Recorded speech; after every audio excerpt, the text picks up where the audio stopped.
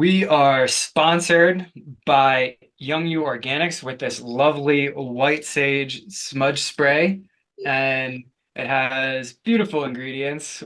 And the ingredients are purified water, white sage essential oil, clary sage, palo santo, lemongrass, rosemary, sea salt, and some blue apatite crystals.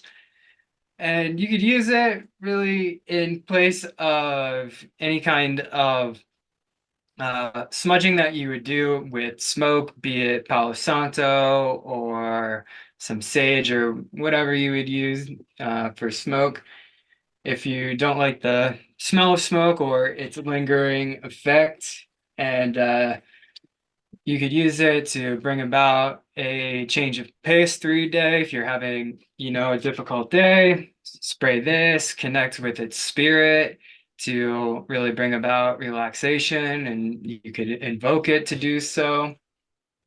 You could spray it on your bed sheets at night and ask it to bring you pleasant dreams. And you could use it sort of like a cologne if you want. I particularly enjoy it that way. And before ceremony, using it to calm and relax my energies. And these are just some ways you can use it. You free your creativity, use it any which way you like. And if you go to the Young You Organics website, which there will be a link in the description of this podcast, where it will bring you to the site, and you can order some and get yourself some white sage smudge spray with this beautiful lion on it. Melissa, got anything to add? It's a handmade product and it's made by a shamanic practitioner. So all of the um, energies are infused to help benefit the user and all that Nick shared with us in cleansing the space, clearing the space, bringing relaxation, shamanically charged. Yeah, it's a wonderful product. We highly recommend it. Yeah, I enjoy it. Me too. Me too. Like, It's a good ritual to bring yeah, it it just into brings a the little day. change, almost like you go into ceremony to change directions. A little bit of smudge spray. It's such a simple act, but it really can kind of just change the nature of your day or the direction that it may be heading in. Yeah, yeah. And what I like about it too is it like brings about a sensorial type of experience where you get to like spray it. If you spray it on you, you feel like the mist, and then you get the smell of it, and then what that does to your brain. Like there's the shift. Certainly, it changes everything that you're perceiving. Yep. So link in the description. Get yourself some and enjoy. Hello. Welcome to the Evolving the Conversation podcast. I'm Melissa, and I have my co-host Nick with us. And today we also have a really special guest, our friend Mercy Rose. Mercy is a holistic energy healer who's trained in several modalities.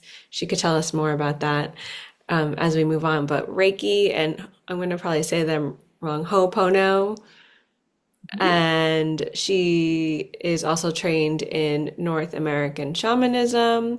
She's worked with Blue Morpho, who Nick and I have talked about. If you've listened to our podcast, you've heard that mentioned. She's worked with Blue Morpho for about 10 years, and she is currently practicing in Nashville, Tennessee. Did I leave anything out, Marcy? I think you got it. Yeah. Lahochi. Yes, Ah, that's all Lahochi. the modalities. Yes. Okay. You have a lot to share with people, Mercy. Thank you for being here and bringing your very sparkly spirit today. Thank you. Yes, thank you for being here with us. Mercy, I was wondering if you can tell us just about your story and your background and the things that Melissa mentioned and your practices and all of it, really. Sure. Well, I guess I could start at the beginning, wherever that started, whatever life that was. Um, when I was a little girl, I grew up in a very, very difficult home and environment and situation, and I prayed all the time. I didn't know why I prayed, I just did. I talked to God as soon as I knew how to talk. I just started talking to God. I would go around my house and I would just draw these little crosses on everything, everywhere I went. And I always felt like there were angels with me. And there were many times where I spoke with God and I said, "Can you please get me out of here?" And he didn't. And I was very upset with him. And I now realize it was like the Olympic training ground for healing, because if you really truly know the darkness and you know the depths of suffering, you also know the light of healing. And that's what shaped me in my life, was coming out of that and developing into a young person and finding my way in the world. And I just knew there were things that were very different about me, different about my energy. I could feel other people's sadness. I knew when things were going to happen ahead of time. I would sometimes try to warn people. When I was in middle school, some of the girls decided that I was a witch, even though I just had all of these abilities that I didn't know what they were. There was no Google to ask back then. And so I just started on a healing journey. I was diagnosed with multiple issues because of my trauma in my family, and one of them was dissociative disorder, which is, there's a whole spectrum of it, but where I fell in that was I had amnesia. So every day that I woke up, I would be like, whoa, where am I?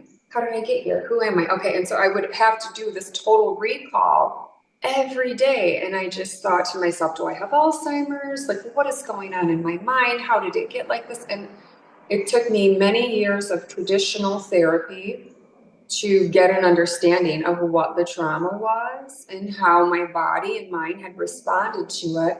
And I was working with a really good therapist, and she said to me, I was in a pretty dissociative state most of the time. And she said to me, there are monks who meditate for decades to dissociate to the level that you do. And I know you think this is your biggest, like, Achilles heel and hurdle, but if you could harness the power of this dissociation and you could work with it and work within it, she said, you could change the world. That's how powerful this is. And I thought to myself, oh my God, here's this thing that I was like crying because I'm like, my brain is broken. Why can't I stay in my body? Why can't I keep track of linear time? Like, all of these things. Who knew? Who knew that shamans literally do just that, And so I had a time in my 30s, my mid 30s, where I was a professional photographer. That's what I went to school for. I was an artist. I was thriving, and this was my identity. And I had a crash where I lost everything. And one fell swoop, all of my archives, my hard drives, everything crashed, and it was a virus inside. And so I just had a total break of identity because my memory was in there. I was using the pictures every day. I would wake up and look at the thumbnails, and that's how I would cue into my life. And so not only was my memory in there, all of my kids' memories were in there, my creative body of work of all of my art I'd ever made, all of my clients' work was in there. So like the Tibetan sand drawing where they just sweep it away, just in one swoop, everything was swept away. And so back then, I was what I did. I didn't have my own identity. I said, I'm an artist, I'm a this, I'm a that. And when that was gone, I was like, who am I? And I didn't know who I was. And so it was a rainy day, and I went to get a coffee, and there was a rainbow tie-dye rainbow book on the counter, and it said, My Journey with Ayahuasca. And I thought, oh, what a beautiful rainbow. And I picked the book up, And I opened the pages, and inside was the story of a man who had gone to the Amazon, who had gone to the ayahuasca retreat, and had written this story about how these fairies and forest creatures came in and they took apart all of his mental constructs and all of the things that had been embodied in him and had held him his whole life. And they slowly took it apart and rebuilt it. And I thought, ooh, Spirit is calling me. And so that was over a decade ago. And I scavenged the internet for any information I could find back then. I lived in Ann Arbor. There were a lot of anthropology students. One of them had written an article. There was an article in the National Geographic, and I heard about Hamilton. And I thought, well, this guy is pretty famous because he has articles. So the odds of him throwing my body in a river is pretty low because I'm going to go into the jungle by myself and drink this medicine, and it's going to open my psyche and my soul. So I got to make sure whoever I'm investing this, my spirit into is safe, that I'm 1,000% divinely protected.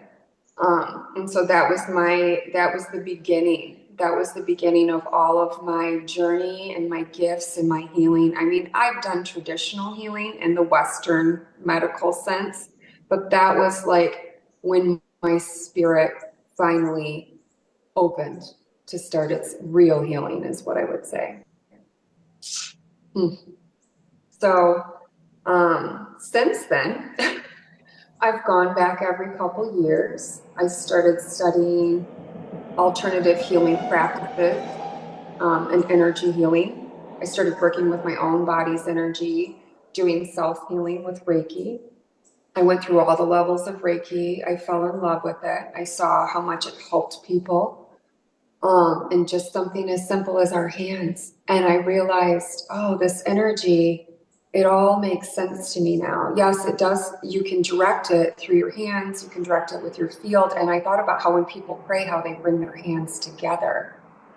And I thought, oh, this is the meeting of the energy centers. And so when I do Reiki, I push with this hand and I receive with this hand. And as I'm doing Reiki over someone's field, I can see the geometries. This is one of the things I can see within my gifts, is I see the geometry of life all around me. I see the shapes that come forward out of things. And when I'm working in someone's fields, I see the geometries in their bodies and in their light bodies. And so if I see something that's asymmetrical or tangled looking or shadowy, I realize this is the part to push the Reiki into. I started with Reiki. I got into Lahochi, which also heals the family, like outward into the family lineage and ancestral. And then I also started practicing Ho'oponopono, which was like layers of the spiritual lasagna were just peeling off with Ho'oponopono. In essence, what I do is I'm healing the person for past lifetimes, present lifetimes, and future lifetimes. So when I'm going into the field and I'm clearing and moving all of this energy, in essence, it's anything that is not, I'm going to use the word God here, but we could say universe or light or whatever term people would identify with. Whatever is not of the light, whatever is not of God, of their truest essence, that's where I go in and I harmonize it and I send what I call the God frequency through my body, through my channels, through all of those healing modalities into the person's field. So I don't know if Nicholas wants to speak to his experience at all, but I do travel to different cities and I do healing tours for small groups and individuals. And one of the deeper shamanic healings that I do is a laying on of hands. I meet with a client. It's a 2-hour session. And for the first hour, we speak and we speak about your life. And as you're speaking, my channel opens and my eyes kind of start flickering. And as you're speaking, words are coming through energetically, and I'm feeling this lifetime, other lifetimes, karmic, family, ancestral, and the information comes through, and I write down key words that are like a lead-in to the field. And so then when I do the second portion of the session, the person sits or lies comfortably, and I do a laying on of hands over the energy body, and I run the frequencies through, and I clear whatever distortions are in the field, and I harmonize the field and the spirit and the body. So I had a vision once of this work, and I was a light. I was pure light. I was just a light body, and I was this little rainbow being, and I was flying around with my little tools, and I was patching up people's auric fields. And what I saw was that all of these colors have all of these frequencies in them, and that because of our auric field and the rainbow that's within it, I could see, oh, this person needs more of this color. And so if, for instance, if Melissa needed more green, I would go into her heart chakra and I would push Mother Nature in there, and I would push all the leaves on the trees that I've ever dieted, and I would push the emeralds, and I would push emerald caves, and as much green, the green moss, the grass glowing in the morning sun. This is what I'm envisioning, and this is what I'm pushing into the field. And so that's how I achieve the harmony, is I like unify with the God mind, because my identity falls away, and then my channel opens, and then all of this information comes through and it goes into the person. Well, I could speak to the session that we had together. From what I received from it, it uh, it was a clearing of deception in my field, and then actually it was really interesting. I was in an ayahuasca ceremony a few days ago, and the session came up, and I thought about it. And the other thing that I realized too is it was like you removed a seed that was planted in me of fear at an early age, based off of my ancestors or my family's past trauma, and so I appreciate that. It was nice. That makes me so happy for you, honey, so happy. Thanks. Yeah, it was a good experience. Good, Removing that seed, I do appreciate that. good, good, good. And I think that is one of the some of the feedback that I've received is, when I do the deeper sessions with people, it's similar or along the lines of what a plant medicine ceremony can do, whereas there's integration and there's changes, and the energy work going forward. People have had integration during ceremonies and during their dream states, so it can be deep and profound, and it can also be difficult. I've also had some people, it's taken them a few weeks to recover from their sessions because we pulled so many cords out of them from others. And so sometimes that's why I feel like it's really important to do the integration and the follow-up. With anyone I've ever worked with, they know they have a direct line to me. And if something ever comes up and they need integration, I always support all of that, because I understand we're working on very deep levels. And my prayer is that everyone finds their healing, you know? The people that you work with, Mercy, what kind of issues do they come to you wanting support with? Yes. So typically what I do is I ask people when I meet with them, I just say, what are the problem areas in your life that are presenting? You know, is it your finances? Is it your love life? Is it your family life? Is it health issues? So there's a myriad of reasons. Some people come to me with a high trauma background, and they need to regulate their nervous system. They can't sleep. They have disruptions in thinking. I've had people who've had entities attached to them, and needed the entities removed. I've had people who have come to me with different health issues. And what I'll say about that is that I pray for miracles and blessings, and I've seen them, and I don't know all of the mysterious ways that God works, but I feel when these things happen, for instance, I met a family and the brother had prostate cancer, and I went to stay with them, and I stayed for a week, and I ended up doing cleaning on not just the brother, but both brothers, the children, the dog, the house, the land. And so sometimes when I'm cleaning energy, a person can be somewhere and present a condition, but there's actually a collection of energy that is all around and involved. And it turned out that the deceased parents were actually the ones that planned for the brother to receive the prostate cancer. And that was their way to get the family back together. And that's literally what it did. It unified two brothers who hadn't spoken in like 20 years. And that was the energy that I cleaned. So it was restoring harmony and balance to the family unit as a whole. So there's so many myriads of reasons, but I pray to spirit and I say, send me the people who need the healing frequencies that I have the channel for. And so I guess in that way, it's a lot of different people, you know?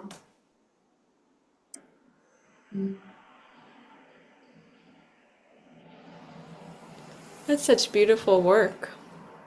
It is. It's so beautiful. It was beautiful to see everybody healing and everybody coming together, you know? And I mean, and when I'm doing these healings, so many times my own things come up from my life. I'll have clients with my family members' names.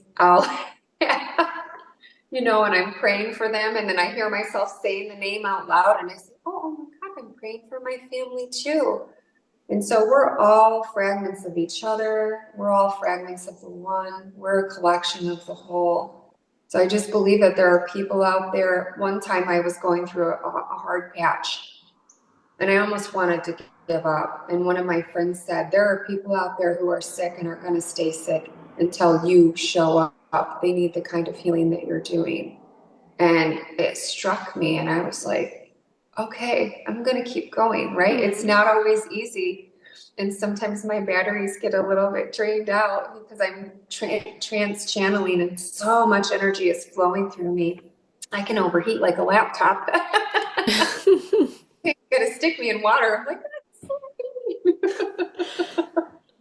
Yeah, I was kind of thinking of that. Like, what kind of recovery or self-care practices do you need to do after these sessions, or also just like, on a regular basis to maintain, I don't know how you call it, like to maintain your yes. channel or to clean your energy So or I your have to field? keep my energy super clean. I eat organic. I don't watch television news. I don't go on social media for longer than maybe 5 minutes at a time. I clean my field. I use Palo Santo, as you guys saw when I first got on here. Woo! I carry Florida water with me. I wear certain crystals and stones over my heart, especially when I'm going in a public place. I clean my field frequently. I'm sure you guys know Kelly. Kelly gave me a beautiful recipe for a spiritual bath to clean my energy after working with clients, and it's been a godsend. So Kelly, thank you. Infinite wisdom to you. She's just been such a cheerleader for me and such a champion to help me learn how to understand how to keep my field clean and how to reset it. And so I do a lot of meditation and prayer morning and night.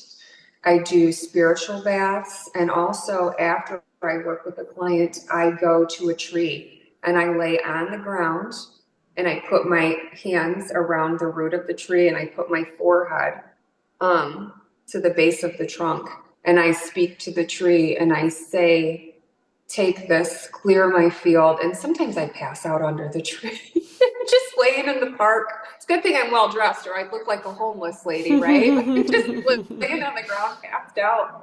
And the trees take it.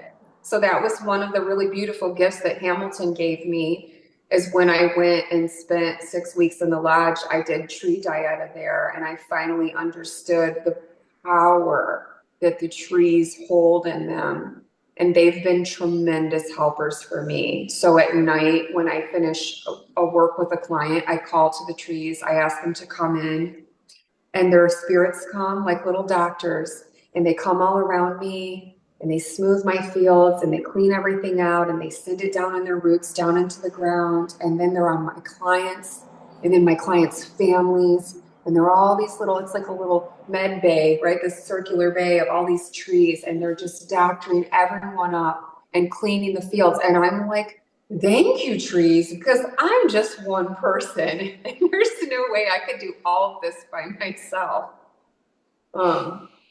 So yeah, I've always been a tree hugger and a tree climber and a tree lover, but I am like next level tree person.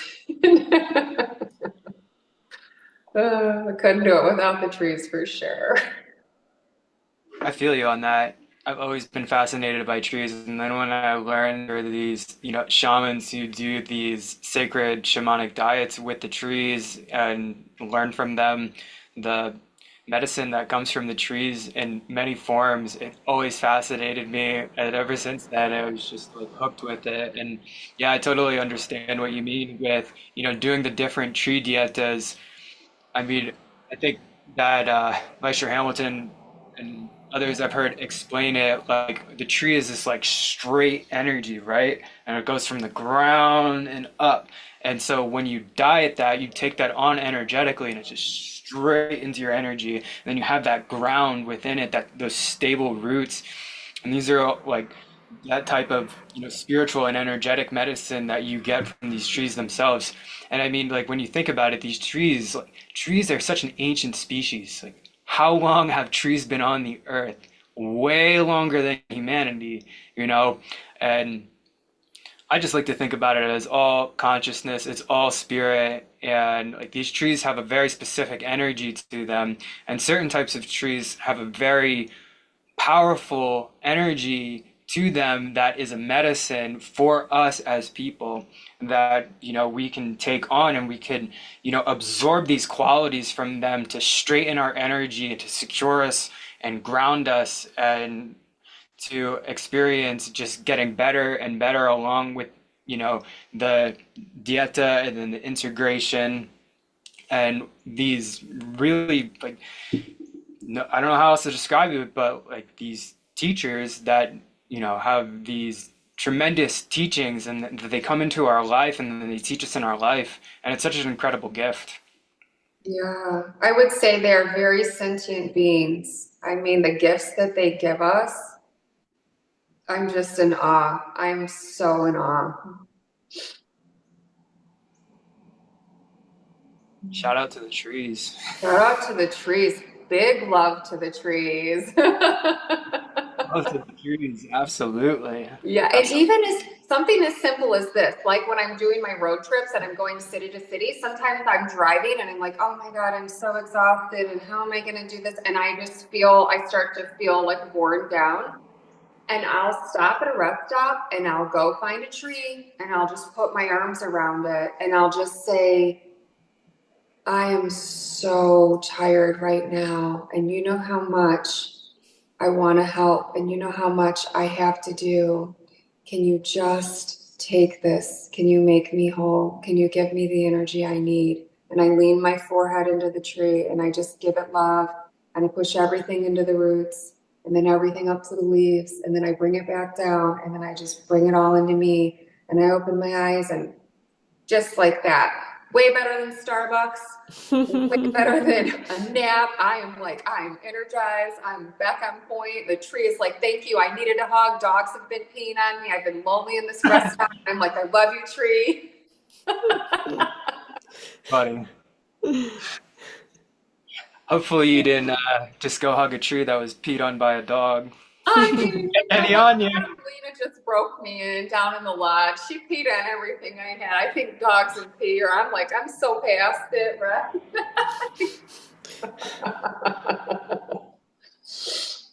Good thing there's laundry down there. I know, my goodness, between the, you name it, the mold, the animal charm, it's just the sweat, all the things that purge out of your body, right? Mm-hmm. Yeah, Those it's washing never ending. machines need their own prayers, those poor washing machines down there.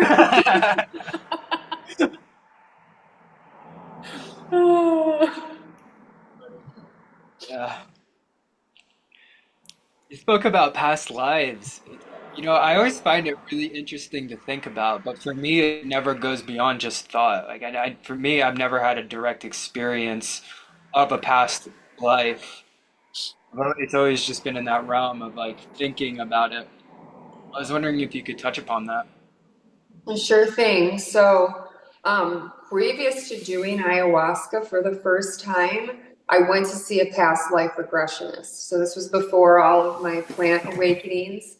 I found the same thing. I did tons of research. I found a woman. She had a huge waiting list. I said, this is my person. And I did a past life regression. And I literally went quite backwards. And I was the Barbara Ann, and I lived in a city in Indiana. I knew the year, I knew where I lived. I could see other people that had in this lifetime that were in that lifetime that were my family members, but in different orders. I saw the end of that lifetime. I saw that spirit said to me, you were sent here to love, and you shut your heart down and you didn't complete what you were sent here to do.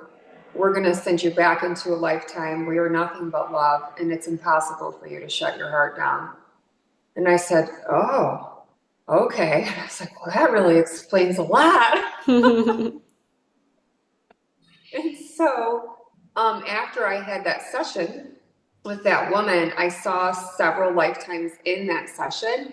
And then in my dream space at night, I started dreaming of other lifetimes. And I thought, wow, this is very interesting. And so I've practiced lucid dreaming and astral travel for, 20 years now. And I wanted to see what I could do and where I could go with the lifetimes. And so I dreamt of the past ones. And at one point it occurred to me, if all time exists always everywhere, then couldn't I dream of future lifetimes as well? And so I started keying into this moment of my next lifetime. And I'm in Germany, and I walk into an oblong brick building that's a coffee house. And I'm a scientist, and I actually use the frequencies of the plants. In my next lifetime, I carry all of the knowledge that I'm learning now with the different plants and healing modalities.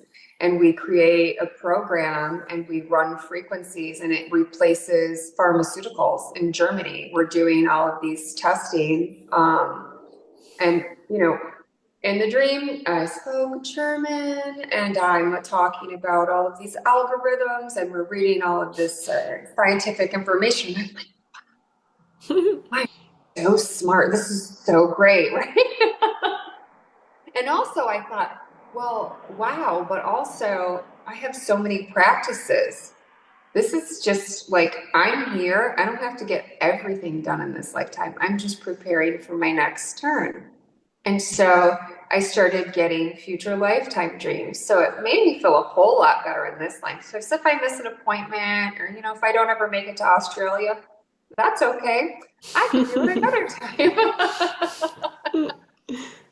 And it trailed into my work with people, with my clients.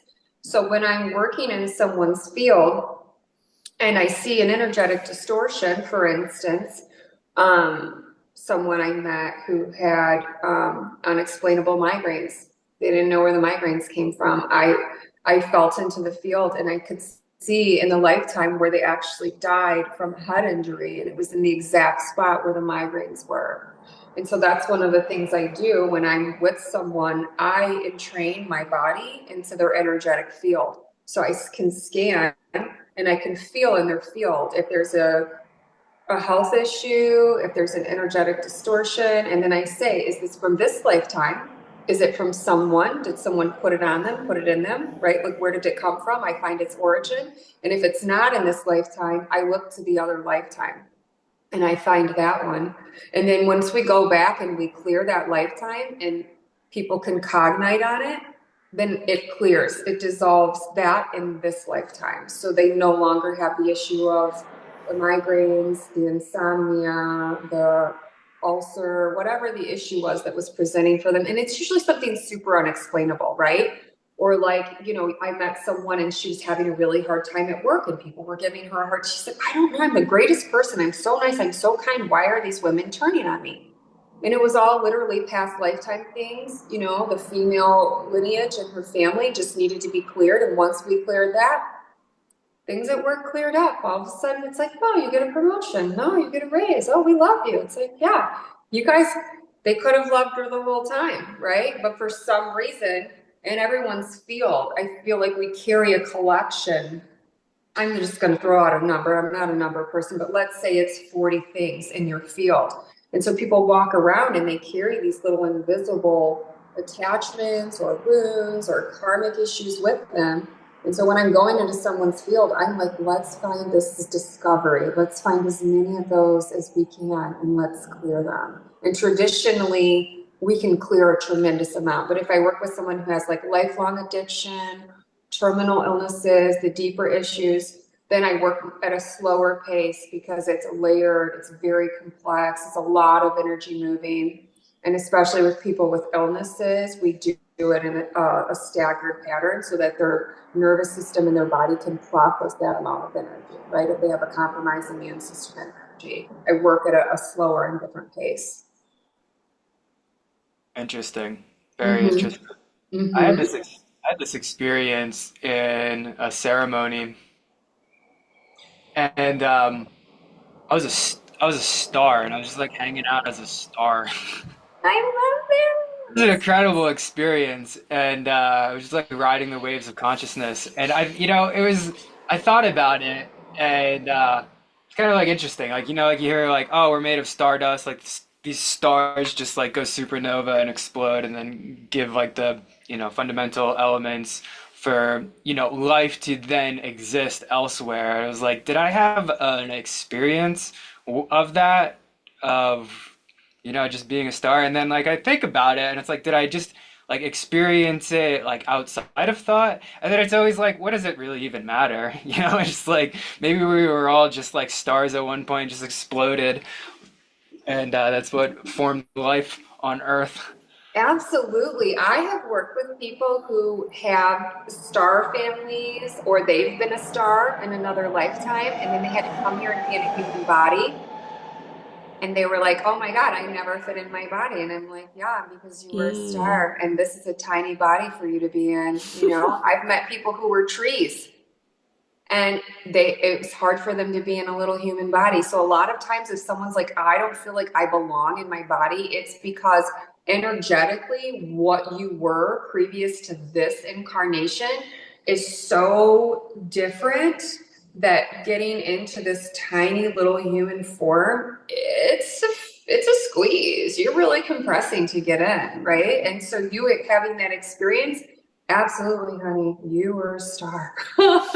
Absolutely. A Maybe we beautiful all were. star, right? We're all stars. We're all made of that stardust, but some people bring that energy back with them, right? So it's like it's in your field and you're bringing that experience with you here. Mm. Mm. It's very interesting, I think it just goes back to what we were saying about like the mystery of it. Really, like like we're in this human form and we have this human brain and we're communicating in our human language, but like that only encapsulates so much, and like that there's so much that exists beyond that in which like we don't even have a language for, because we only have like a finite amount of words, right? But like the amount of words compared to everything else that exists in the universe is just like a Is speck of dust. so big. And that's part of one of the what I do in my work is when I'm channeling and all this information is coming through, there's not always words for it. And so when I do the frequencies with my hands, that's what the communication is there because there couldn't be possible words for it. And other times when I'm seeing something in my mind's eye and I'm in a trance and I'm speaking, I can I can be kind of like the observer and the narrator, and I can say, oh, okay, yes, this being is here. They're showing me this. They're going into your liver right now. They're moving this. And so I can explain what I see and translate it. So there are times where a spirit is speaking directly through me, but in the times where I've had any of the higher, really big frequencies come through, it just comes through my hands because there's not possible words for it to come through. And it's like, in the heart, but like sometimes it just doesn't, there, you can't say it in words. It's just a deep feeling of knowledge. And that's it. The knowledge is so vast and so expansive. There aren't words. There just simply aren't. Mm.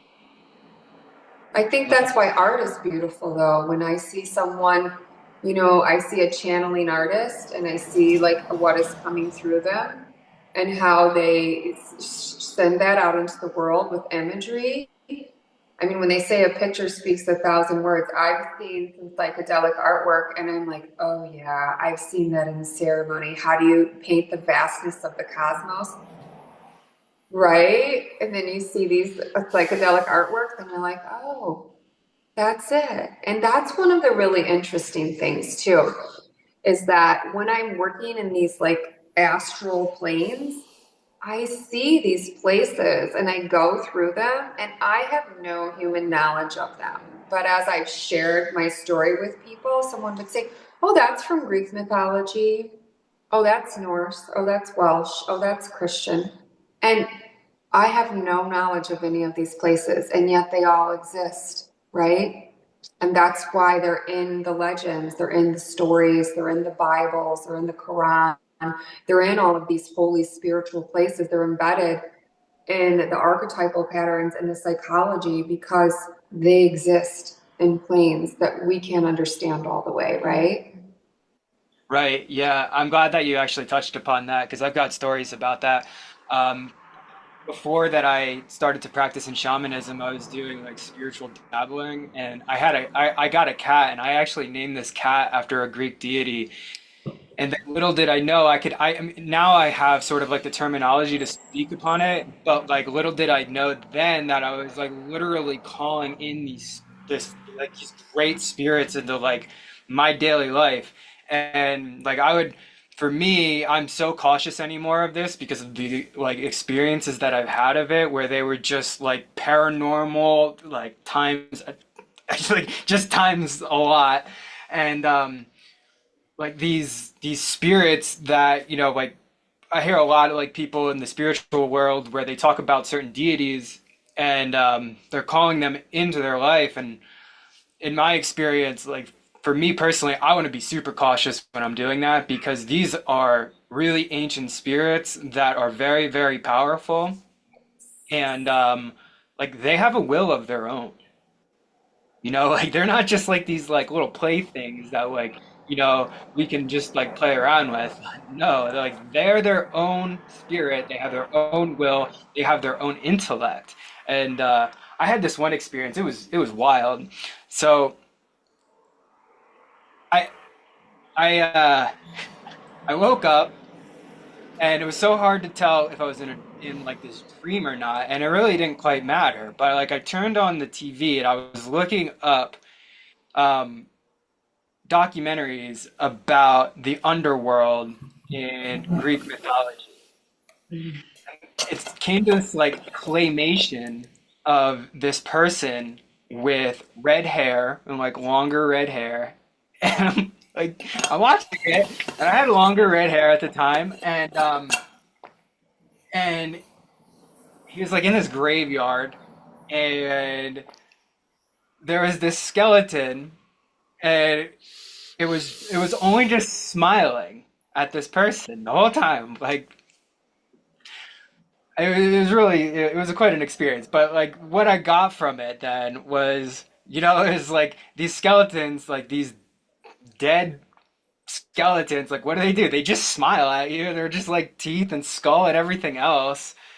And it was just like an experience like that where I was like, oh my goodness, like these things like actually do exist. They came to me and they taught me this thing. And it was really interesting too. Like from there, I got kind of uninterested in it. And when I started to learn about like how to really understand spirit and know spirit and work with spirit, um, this guide, like this being came into my life where it went from like this woman who was my principal guide that lived a long time ago to Jesus Christ. And I saw this as like just like this kind of like transference of like there was this, I'm kind of going off here on a ramble, but there was this I'm fascinated. Tell me more. there, but so, like working with these Greek deities and these Greek spirits, I learned about like, what spirit is and like how these different spirits have their own animus and their own energies, and it wasn't like something where I could just like call on for power. And then I really like wanted to stand firm in like I want to like be healed and healing. And it was just fascinating that this spirit of Christ came back into my life after a long time, and started to really teach me about unconditional love, not only for myself but then to give it to other people. And like that in and of itself was very healing. And yeah, I'm not sure where I'm going with that, but but No, it was I quite love that. interesting. Yeah, bring Jesus in here. We love Jesus. I work with a myriad of deities. I get from all different religions, all different backgrounds, cultures. They come through. Um, One thing I can say is thank you again to Hamilton for creating Sanctuary, because before I do anything, I always invoke sanctuary. I put myself and keep myself in the safest place possible. I do get a lot of deities visiting me, a lot of spirits visiting me. And so I say, let anything that come through only be of the love and the light. Let it be of the highest intention. Let it be for the healing of all and the good of all, and safe and kind for me and my channel. Because I've otherwise, things can try to come through that might not always have the best energy and intentions. And so I do have what I call Christ consciousness come through. And I've had the deities come through, and what they do is they come to my field and they spend some time with me and they impart their wisdom. And so it's kind of almost, I hate to use the term download because when I hear it, I'm always like, oh God, a download, right? But I get this huge nugget of information just into my psyche and into my field. And I'm like, oh, and then I have to unpack it. And so I've had, a client show up and she literally had Jesus standing behind her. And I said, oh, honey, you brought a lot of Jesus energy in here today. I know what we're doing, right? Like I already knew where the session was going. I said, oh, this is going to be beautiful. And so I've had similar experiences to you, Nicholas, where I've had a lot of Hindu deities come through, and I initially was like that. I had no context for it. And so they were coming to bring this wisdom to me. And what I see the deities of is they're having a higher amount of the God frequency in their field. They have a higher capacity, they're a bigger being, they have more of it.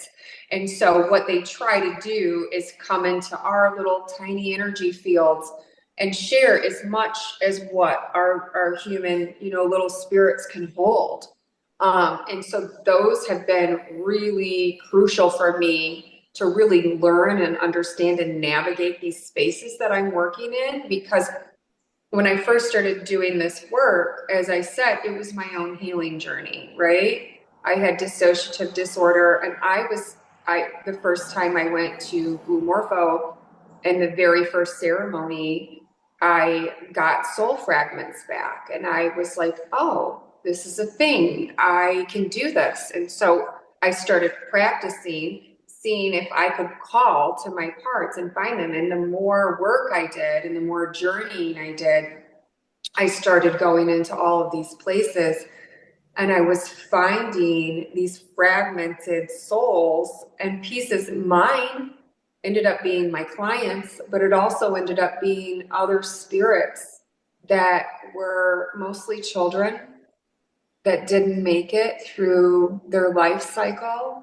and they were scared and they were lost. And I would find their spirits, and I would call to the guides, I would call to the deities, and I would say, like, who is it that needs to be with this child? And I would ask the child its name. And this is all in the spirit world. I'm in a trance. I'm totally gone. You look at me, looks like I'm taken, I'm just there with my eyes closed. Maybe I'm shaking a little bit. And I'm finding these little spirits, and I'm saying to them, you don't have to stay here. There's a light. I can show you where the light is. And I can ask these deities for help, and they can help me. And we can make a little door or a little window, and we can open it up, and the spirit can go to wherever the other side is and do its transition. And so it's one of those things where, yes, I work in the real human world with people, and, when I'm awake, but also part of my work is finding those soul fragments that have left or got lost, and they're somewhere out there, and helping them find the light and finding their way home. And different deities can come and work with their energies and work through me and do that kind of work. So I love the visible, but I might love the invisible even more. That's beautiful. I'm glad you mentioned like the framework of using sanctuary consciousness to then explore these spirits, because when I was doing that was way before that. So I was just kind of like, haphazardly sort of doing things in my own naivete and then getting the cosmic smackdown for it in a way. Yes. Yes. Yes. Yeah, and Yes. it's really interesting too. Like we were talking about like deities and Jesus Christ. And whenever I at first I thought like maybe like Jesus Christ is a deity, but then from my own direct experience of this spirit, uh, he doesn't describe himself as that way. And I'm Yeah. not saying like we were saying that, but just for just for clarity, whenever I work with that spirit, it's always like the divine ascended master of like this teacher, and like there's so many of them. I think we've spoken about this on this podcast many of times, but it's like we have these teachers that are some are alive, and then some have passed on and are Yes.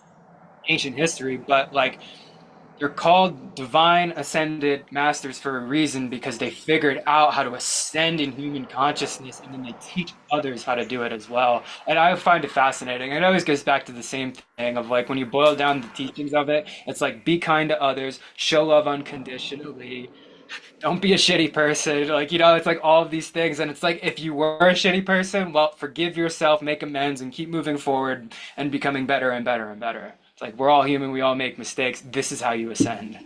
Yes. Yeah, absolutely. And it's interesting because I get asked a lot, like when I've spoken in front of groups, people ask me about the darkness. They ask me about evil. They ask me about, demons, and what are like, how do I perceive all of that, right? And so my perception is I spent a lot of time in the darkness. I grew up with the darkness, and I know what the darkness is. And even the darkness is hurting. Even that is like Satan's a fallen angel, right? He was an angel, but he fell. And so I look at all of that through the lens of love. Everything that is dark, that is bad, that is whatever you want to label it, it's all a lack of love. So when I'm clearing something out of someone's field, I don't try to destroy it. I don't try to get rid of it.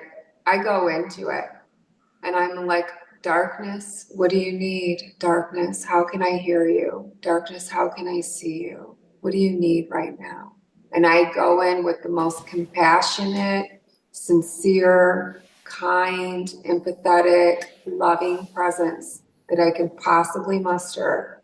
And I can stare into the face of the biggest thing with the sharpest teeth and the most intimidating, and I can just sit there and I can give it a blanket and I can give it a hug and I can just melt it with kindness.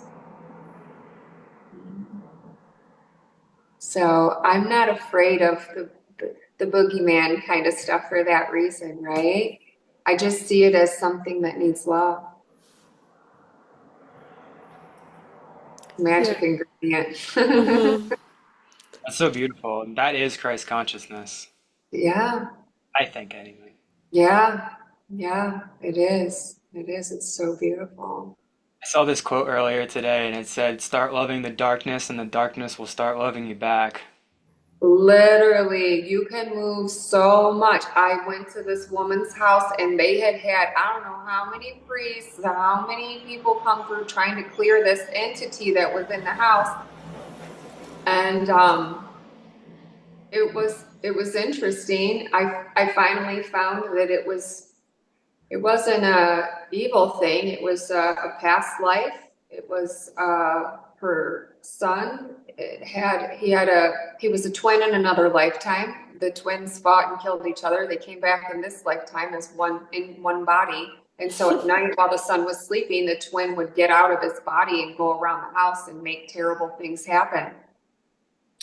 And when I finally keyed into all of this, he told me his name, he showed me the lifetime, and I said to the spirit, how would you like a new body and a new life? What if I made you an only child? What if you never had to compete with your brother? What if you didn't have to be here in your brother's body anymore? What if I gave you parents who thought you were amazing and they loved everything you did and they were so proud of you and you were the only kid? And the spirit said, ooh, okay.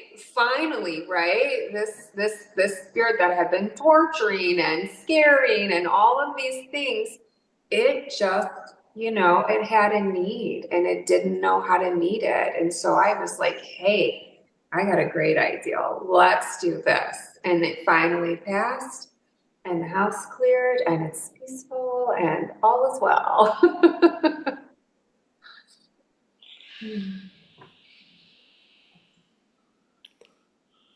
I don't understand how that even happens. That's like so mind-blowing.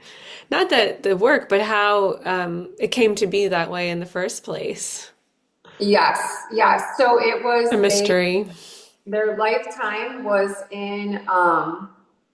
it was somewhere in China. They had the long, like garden. The father had the twin brothers. He always compared them to each other and it made them angry, hateful towards each other.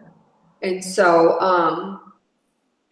in that lifetime, in this current lifetime, the gentleman who had the possession, he actually murdered someone. And in the way that he did this was the way that he actually killed his brother in that lifetime. And I didn't know any of the information prior to the session. I just was working. I put my hand on the woman's feet and this came through. So it was a pretty intense session. And so she said to me, my son is a good man. And I looked into his heart and I could tell he was. And she said, I don't know why he does these horrible things. I don't know why he did that. He had to go to prison. He came out. I just want him to be well. And here was this mother who just loved her son and didn't understand all the suffering, all the hardship, everything they'd been through. And I was like, well, let's see what's in the field, and that was what it was. So when you talk about past lifetimes coming into this lifetime, to a seemingly unexplainable series of events and behaviors, to me, it all makes sense. And then afterwards, once it clears, the energy clears. The person has peace, right? They have peace in their heart. They have their own body back. They have their mind back. So when I meet somebody and they have a mental condition or a psychiatric disorder, most of the time, I'd say 90% of the time, I see it as something in their field that's distorting their field that Hmm. can be worked on, that can be cleared in a different way. Well, that's really powerful for people. Yeah, yeah. Mm. And also, I think knowing like whatever wound you're coming with, whatever dysfunction, whatever pattern you're coming with, knowing that it's able to just come and be completely open, right? That there's no judgment, there's no punishment, there's no harm. Like, yes, do we all fall from God? Do we all fall from grace? Do we all make mistakes? Do we all wish we could have done something and changed something? Absolutely. Like, we're all on a journey here. We all could have, woulda, shoulda, coulda done Hmm. ourselves any better than we could have.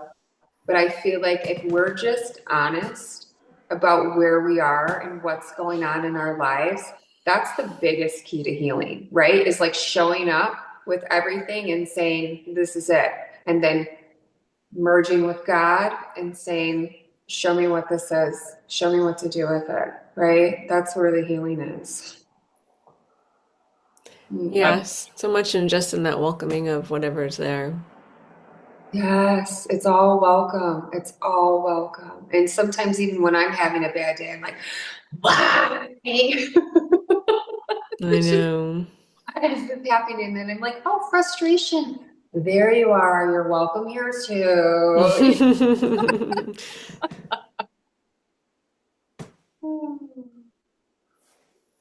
Oh, it's Yeah, good that we don't have frustrations. to be perfect, right? No, no. I don't think anyone's asking us for that. I mean, maybe we have this like idea in our heads, like you're saying, um, that would be mistake free or, Yes. wish we would have gone through life not doing some things, but I don't think that's possible for anybody, really. No, this is a huge school. We're so learning. We're so learning. And I have like 3 more lifetimes here, so I'm like, but buckle up. God, I hope I don't have 3 more lifetimes here. Right. I'm good with this one. Oh, yeah. Hmm. Yeah, it's interesting. Like we were talking about like separation.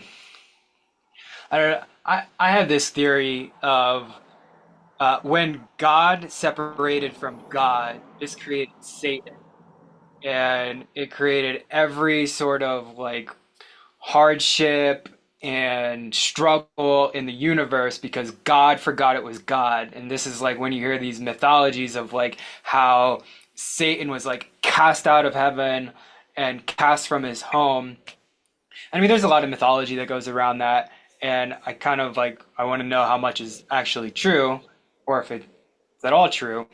But of like this notion where we forget that we are actually like uh, an aspect of the universe. Like we're made of the universe, we're made of God. Not saying that any one individual is God itself, but like we forget we're made of this unconditional love. And so our mind just sort of goes haywire and disconnects from the heart. And when we remember and we merge back into that unconditional love, that's really when we realize we've always been whole. Like we've always been whole. We've never not been whole. We're always intact.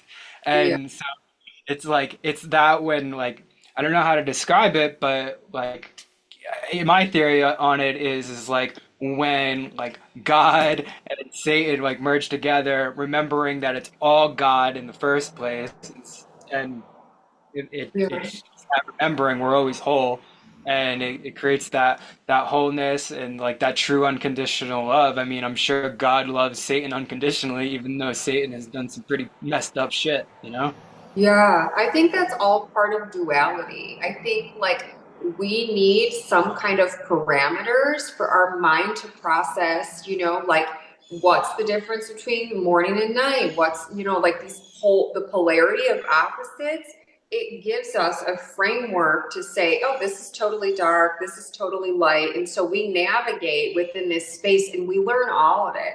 Like in our capacity and our threshold and our potentials, we have all of those, right? We have the light, the dark, the good, the bad. And so it's like if we go out and we experience all of it, we know what the other is. And in that being, in that sense, it's like we are part of all of it. And so we can navigate to any part of the spectrum and we can be in the spectrum. And wherever we are in that, we shine that light out. So some people are these grandiose narcissists and they're shining that light out. And you're like, how do those people exist? Well, I tell you what, a whole lot of people grow from those experiences and their light grows and their love grows and their heart grows. And so it's like in your head, sometimes you're like, why do bad things happen? And how does suffering take place? Right. Because you don't want anyone to be suffering. And if you think about the experience, that's just it, right? If God was a oneness and is a oneness and wanted the multiplicity of an experience, you would have to have this whole array of potentials and possibilities for us to interact with. Yeah, I think God like has right the capacity to create all the potentials, but it's not necessarily God that's creating it all. It's like it's a co-creation. Yes, yeah, yeah. And I think man's nature, it's interesting. Like we forget we're animals. We have a reptilian brain wrapped in Hmm. the stem. And so we think, oh, we're so sophisticated and we're advanced with our technology, but we're animals too. And we can be territorial and we can be aggressive, and all of these things can get activated in us. And we look at like what our society does as a whole, how it treats its people, its community, how we treat the earth, all of these things. So I don't have the answers to all of those things, but I just know from my light that shines out of me that I can share with others, I can shine as much light as possible, right? And give healing to anything that comes into my path, and pray that for everyone that comes on the path, right? That's Yeah, like you beautiful. said, no matter what happened in the past, you still deserve all the love. And I think Yeah, that is the way towards, I don't yes, know, more wholeness or yes, yes. I more love pray. is more love.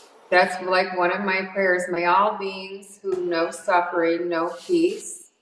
May all beings who know hurt know love. And I just pray and pray and pray. And I just over and over. Kuan Yin is one of the deities that has come to me and shown me for compassion, for suffering. And I was sad one day, I was just crying. I was looking for a garden to go to. I drove around randomly, coincidentally, and found a Kuan Yin garden. And I walked in and I read the sign, and it said that, she had transcended this world and that she was going basically to the heavens. And when she looked back and saw the suffering, she turned around and decided to come back to help humanity. And then underneath it, it said Goddess of Mercy. And all the way up to that point, I never understood my name. And then when I read that sign, I said, oh, that's what I'm here to do. I'm here to be mercy. Beautiful. Yeah, Love that. I say yeah, that Jesus prayer a lot. It's Lord Jesus Christ, have mercy on me. right. That's a good Hmm. one. That is a good one. Yes, yeah. Yeah, it's interesting. I'm like, where did my name come from? Like, why did you guys name me? That's such a weird name.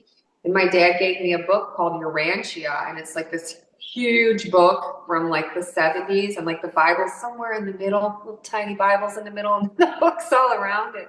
And I never read the whole book because it was thousands and thousands of pages, but it's said that each solar system is governed by a virtue, and our solar system where Earth is governed by the virtue of mercy.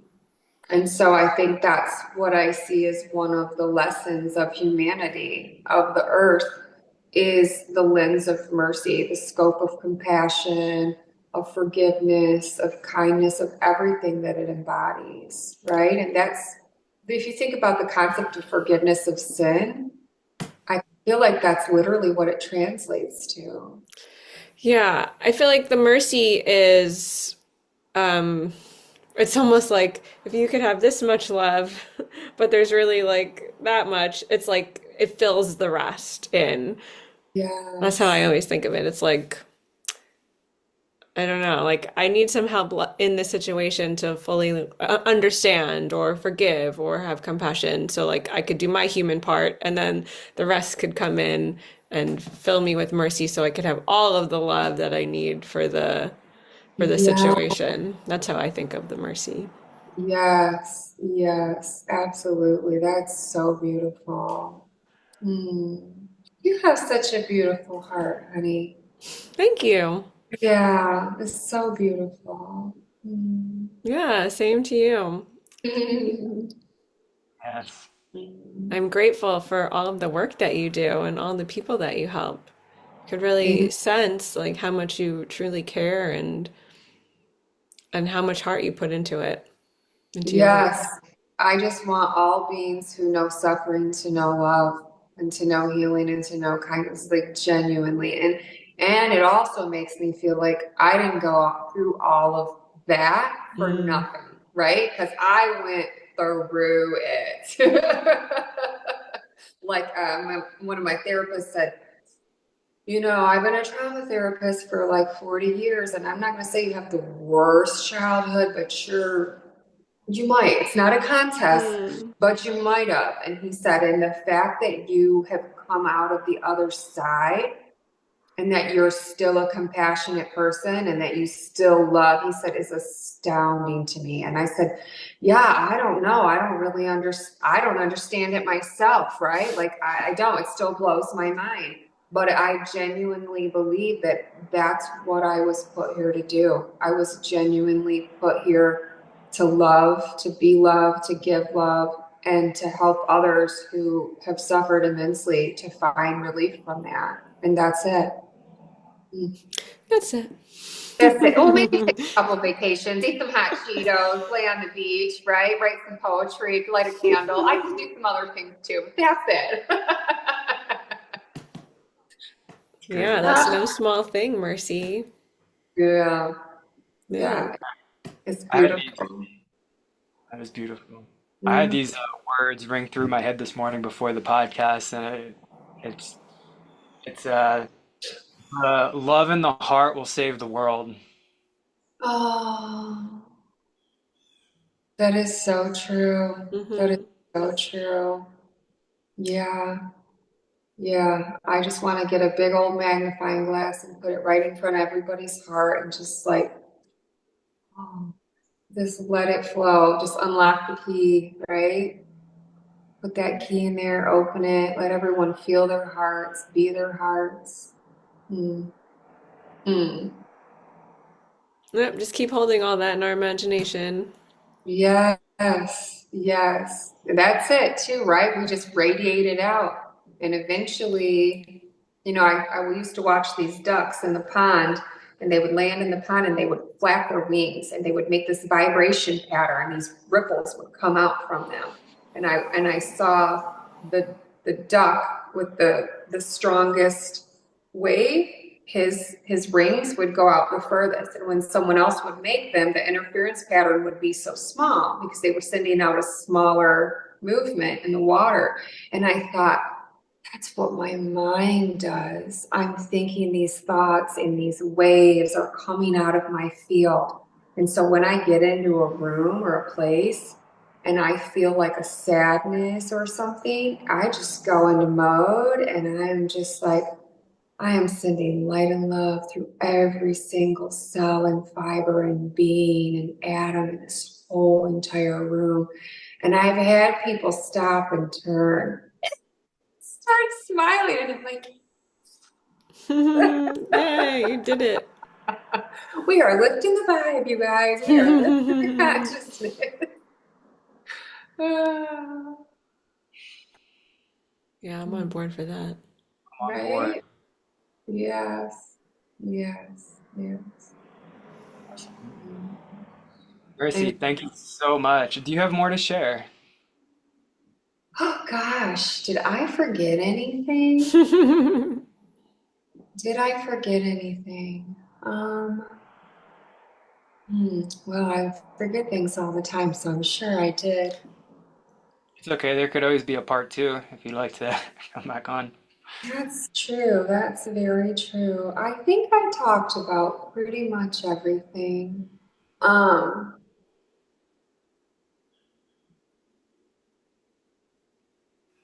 as far as I can tell. Well, I Do you just want have, to thank oh, I was going to ask if Mercy had a website or anything that she wants to share with people, if anyone's interested in connecting with you, Mercy, Yes, or your social media information.